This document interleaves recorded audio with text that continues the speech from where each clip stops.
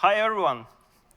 So first of all, I have to admit that I'm a little bit biased on this topic, just because we build a platform that is based on the findings that I'm going to share with you today.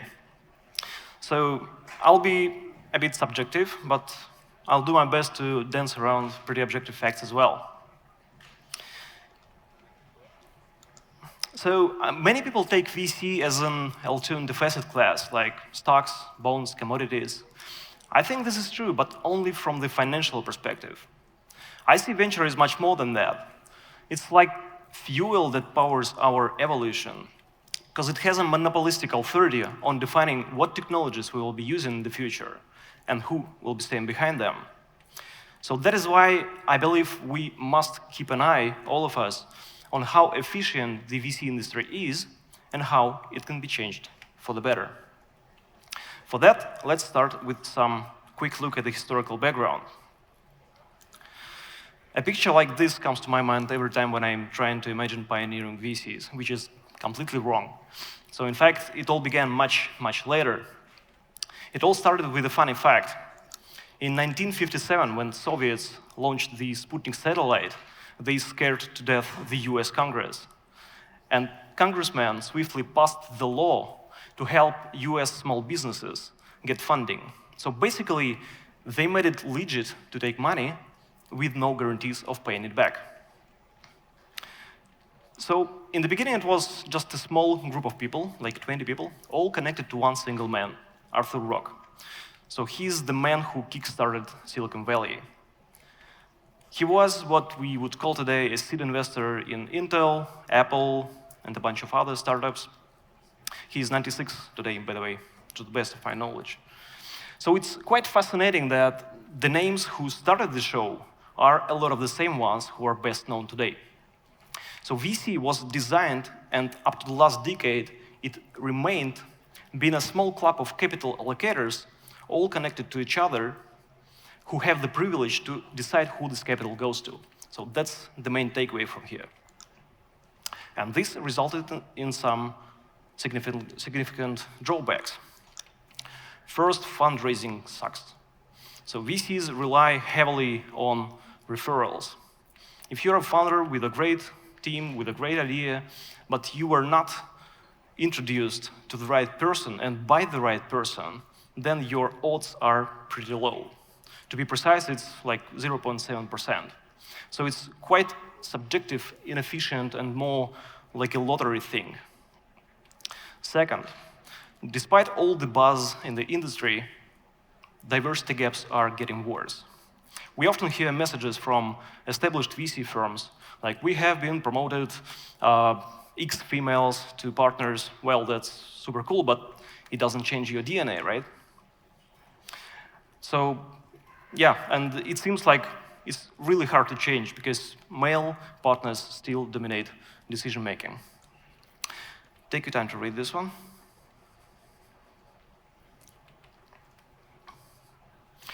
So yeah, I mean, incremental changes is not something that you expect from people who govern, who rule innovations, right? So this FOMO-led pursuit of returns leads to consensus bets, to concentration of capital, and to more inflated valuations, like we have seen in 2021. And finally, this is what terrifies me the most. Back in 1980s, when Apple went public, you as an IPO investor may have expected like 1,000x upside. Of course, you couldn't know that for sure back then. But that was still a fairly low base price, just because the company went public only 4 years after its incorporation. And now that the companies stay private much longer, normally over 10 years, the public is offered to enjoy companies who have already gone through most of their growth stages. So it feels like the party happens behind the door and the public is not welcome there. That's the question that you may have. Take your time to read this one as well, please.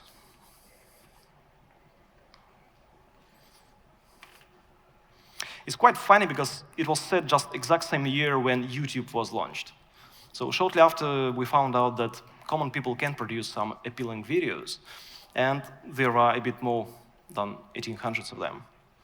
So sometimes it happens like that high-level people detach from the surface and overestimate their roles and gatekeeping abilities. So let's put some interesting facts that we know for sure onto the table. First thing that we know for sure is that the next big thing can come from anywhere. It is hardly possible for any VC firm to have a decent visibility of early-stage founders, even with all the scout programs over such a wide geography. Second, launching startups keep getting cheaper. With all the cloud services, no-code solutions, AI tools, pretty much anyone can build something that people want, and sometimes in just a matter of weeks. Next, while 2022 might have seemed like a nightmare for venture, fund managers succeeded in raising pretty much the same amount as in the crazy year before. And these numbers may double over the next 5-7 years. So we should be safe on the capital side as well.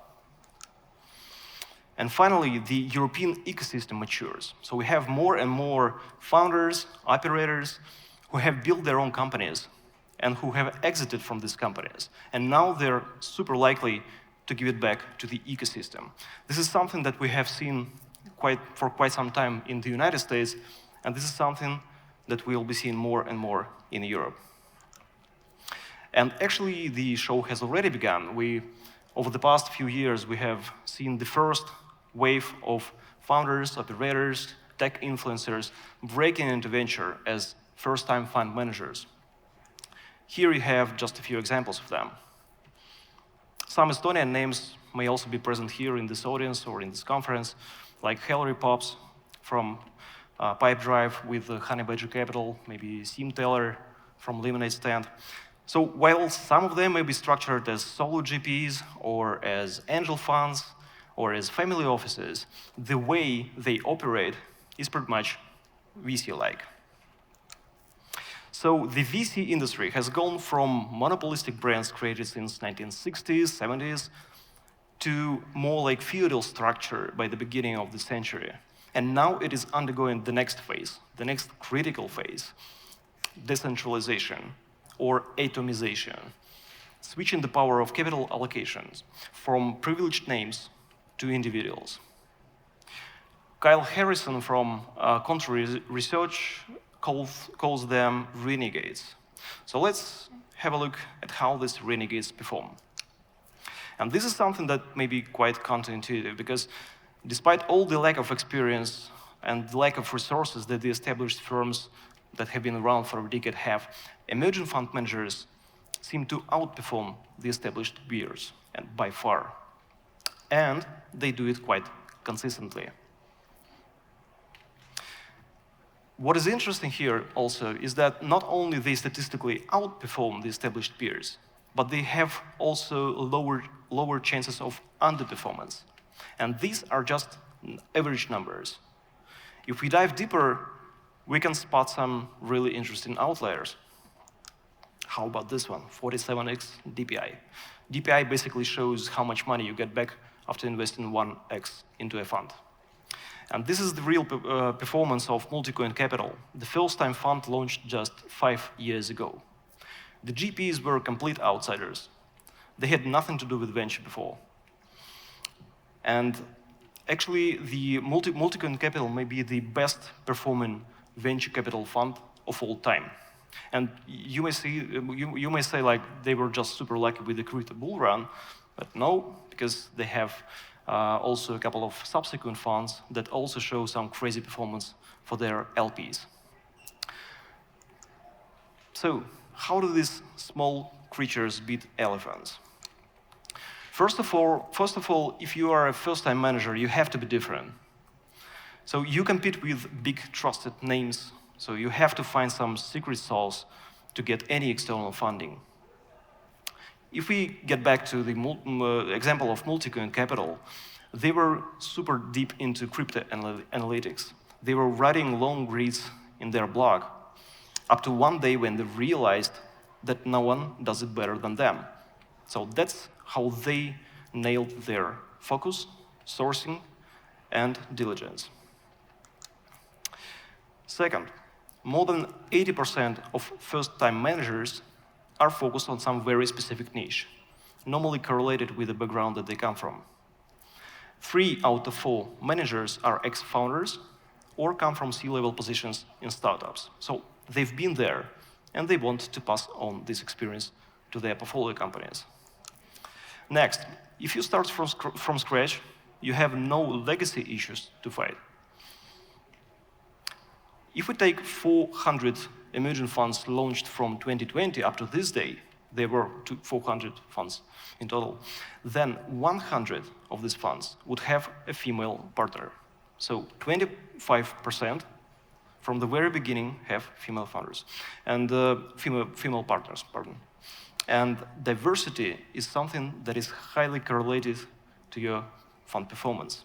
Here is a quick 3-step guide how to make your fund performance lower, just in case you want to. Next, founders admit that first-time managers and emerging managers are just a bit less jerks. So dealing with them is more like dealing with angels, but the fund managers can bring more checks, larger checks, and more value down the line. You can hardly find any emerging fund manager who doesn't offer a hands-on approach to their portfolio companies, just because they have to, otherwise they will not survive. And finally, the smaller the fund, the easier it is to outperform. If you have a small fund, any portfolio company can be your fund returner. If you have a larger fund, you just cannot make hundreds of small bets, so you'd rather go to later stages, where the upside is much more limited. That may sound too sweet, right? So, yeah, it wouldn't be fair if we don't look at the drawbacks. So, over the past few months, I've talked to maybe 30, 35 emerging fund managers, and most of them struggle with one single thing. You guessed it right, it's fundraising.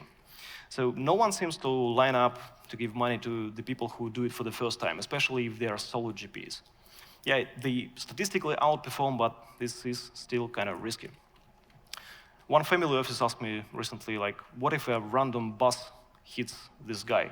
I mean, solo GP. How will I get my money back? This is something that you can mitigate on your portfolio level. If you got a portfolio of like 5 to 10 emerging fund managers, then you can reduce your risk close to zero while leaving the upside at pretty much the same level, which is actually the beauty of diversification, but still. Second, institutions are normally anchor investors in venture funds, but this is not the case for first-time managers.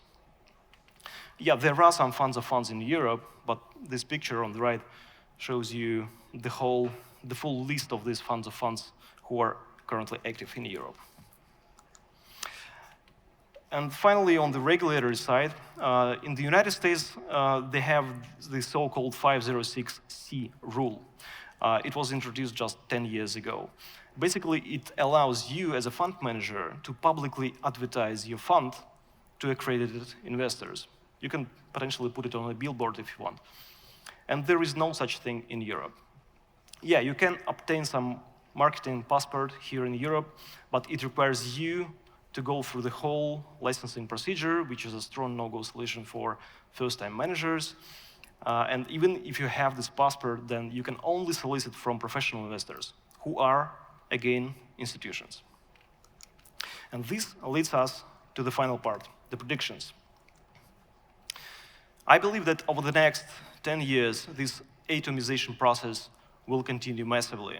So the capital allocation power will keep switching away from privileged names to humans and to communities. Look, most founders are nerds. And maybe it is hard to believe, but some of them, or even most of them, may have zero connections within the ecosystem when they launch their first companies. So the stars in the sky must form in the right way so that they find their early checks. And this atomization process may lead to the situation when every new founder may have a capital allocator within their pre-existing network. And this may change the game completely. On the regulatory side, the ice started to break just a couple of months ago. the European Commission amended the concept of European long-term investment funds. Basically, it is the first time when the European regulator realized that private investors must be exposed to venture capital. And this opens up quite tremendous potential for creating vehicles that will be facilitating the process of decentralization, and which will open the door, let's say, to private investors to break into venture. So I think in 10 years we will be quite surprised by how many people got exposed to VC, either directly or indirectly. Common people without any super deep pockets, but with values and voices, will be able to transform these values and voices into real action.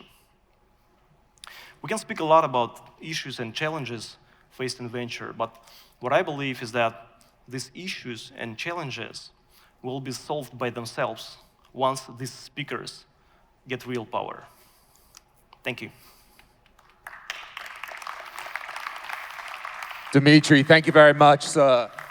Very interesting to hear about that. Again, something I don't have a lot of experience with, so I'm always fascinated to hear these sort of talks. Something that I touched on when I heard, we often hear about the founder. Often it's the sole founder, and they're the smart one, and they're the one with the vision, and they're the driving force.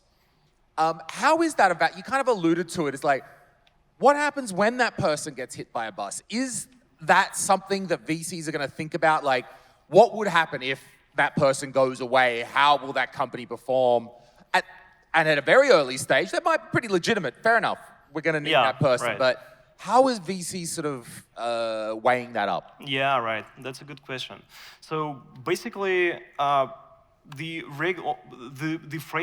regulatory framework works quite fine with this.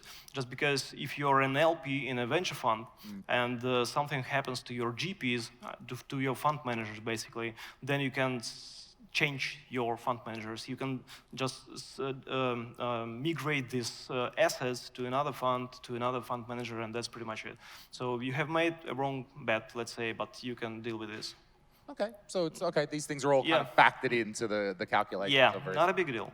Okay, not a big deal at all. All right, we're good. All right, ladies and gentlemen, one more applause. Thank you for Dmitry. Thank you, sir.